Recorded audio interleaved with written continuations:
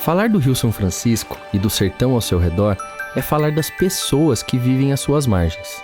O rio é rico em histórias e no episódio de hoje conhecerei duas delas.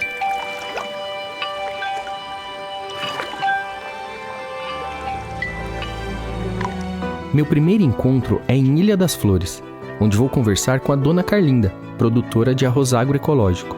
E é o lugar ideal para buscar inspiração e, quem sabe, novos ingredientes para as cervejas que servirei no Priceless. Marcamos o nosso encontro à beira do rio. Dona Carlinda, 64 anos cultivando arroz, é isso mesmo? Isso mesmo, plantando arroz.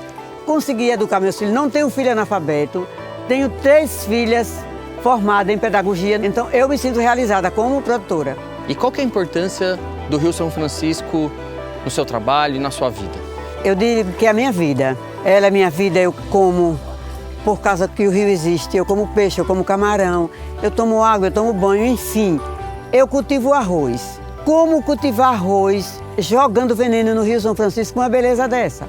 A razão de mudar com práticas agroecológicas é salvar o nosso rio.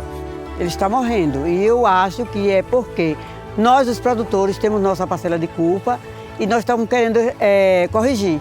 Bom, agora eu queria conhecer a plantação. Vamos lá? Vamos lá. Somos recebidos na plantação por esse lindo arco-íris. O dia está fresco, com um vento bem suave. Tudo é muito verde aqui.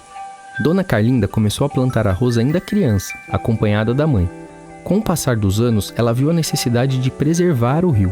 Para isso, substituiu os pesticidas e os adubos químicos por produtos agroecológicos. Essas novas práticas melhoraram a situação financeira do grupo de produtores do qual ela faz parte. Já atraiu inclusive a atenção de compradores de outras regiões. E como é que as pessoas que ainda não passaram a usar essa prática, como que elas veem vocês? Nós estamos doidos, que não vai dar certo, que vai passar a não produzir mais. A gente vê em muitos produtores isso. A sua mãe, que você acha que ela falaria se ela estivesse vendendo? Ela ia me dar um abraço, tenho certeza disso. E assim de satisfeita, porque eu estou me realizando, ela ia ficar também. A senhora toma cerveja? Oxe, tomo. A gente também está buscando usar esse arroz na produção de uma cerveja. Então depois que ficar pronto, posso mandar uma para a senhora? Pode mandar, e eu vou tomar. Combinado. Antes da nossa expedição seguir viagem, sou convidado para conhecer o produto beneficiado. Dona Carlinda é uma pessoa extraordinária, cheia de vida e sabedoria. Eu ficaria o dia inteiro com ela, mas a noite está chegando e tenho que partir para o meu próximo destino. Bom, pessoal, a nossa passagem pela Ilha das Flores fica por aqui. A gente segue a estrada e a expedição continua. Deixamos Sergipe rumo a Juazeiro, onde conversarei com o Emerson, proprietário da primeira cervejaria artesanal do norte da Bahia. Essa cervejaria está localizada às margens do São Francisco, bem próximo à histórica ponte que liga os municípios de Petrolina, em Pernambuco, a Juazeiro, na Bahia. E a nossa viagem chega aqui, a gente vai conhecer uma cervejaria que está num lugar incrível, um lugar super bonito, conversar um pouco com o Emerson e entender como que ele está usando os ingredientes locais, trazendo a cerveja artesanal aqui para a cidade de João Gilberto, uma cidade cheia de cultura, uma cidade super bonita, e eu vou contar um pouco disso para vocês. Vamos lá. Ô, campeão. Tudo bem, meu prazer. Obrigado aí por me receber aqui. Imagina, uma honra. Cara, aqui é o seguinte, esse é o pedaço do paraíso, né? O Vale do São Francisco é um Brasil que o brasileiro não conhece, né? Quando eu sou de Rondônia e quando eu cheguei aqui a primeira vez, tem 11 anos, eu olhei a beleza desse rio e falei, cara, esse é o lugar, sabe? Algumas pessoas costumam dizer que aqui são 2 cidades separadas por um rio, eu falo que são unidas pelo rio, né? O rio é a riqueza daqui. Ele transportava toda a riqueza aí desse pedaço do Nordeste.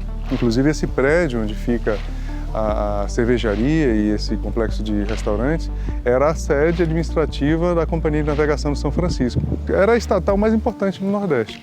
E hoje é o prédio mais importante da cerveja artesanal aqui no norte da Bahia. O prédio estava há muito tempo abandonado, mas o Emerson viu todo o potencial do lugar e investiu numa restauração que preservou a fachada original de 1892. Faço o convite para levarmos uma de suas cervejas para o Priceless Restaurante. E a gente queria ter uma cerveja de vocês com a gente lá. Você está falando algo que eu gostaria muito, do Vale do São Francisco, Juazeiro da Bahia para São Paulo. Experimento algumas cervejas que Emerson produz com ingredientes da região. Primeiro, uma aromática American IPA com cacau de Ilhéus. Como que vocês chamam? Ipa Bahia. Ipa Bahia. Ipa Bahia. Depois, uma deliciosa saison com manga rosa orgânica de Juazeiro. E por último, uma Imperial Stout com café super especial da Chapada Diamantina. Além disso, a água do São Francisco. É um diferencial na nossa cerveja também. É a cultura da cerveja artesanal chegando com força e qualidade ao sertão. Mas eu queria fazer um convite especial para a gente degustar uma Pilsen num lugar diferente. Você vai gostar. Emerson faz um convite a mim e aos meus colegas do Priceless Restaurante para darmos uma volta de catamarã pelo Velho Chico. O tempo é curto, precisamos acelerar o passo, pois o barco já está partindo.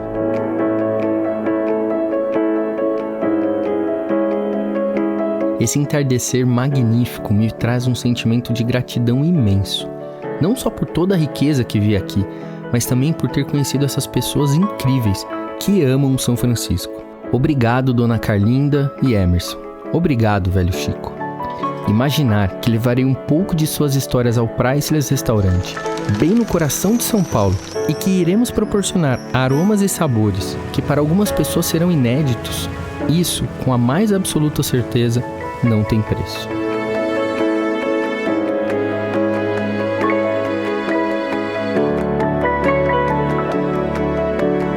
No próximo episódio, vocês irão descobrir que essa região é a segunda maior produtora de vinhos do Brasil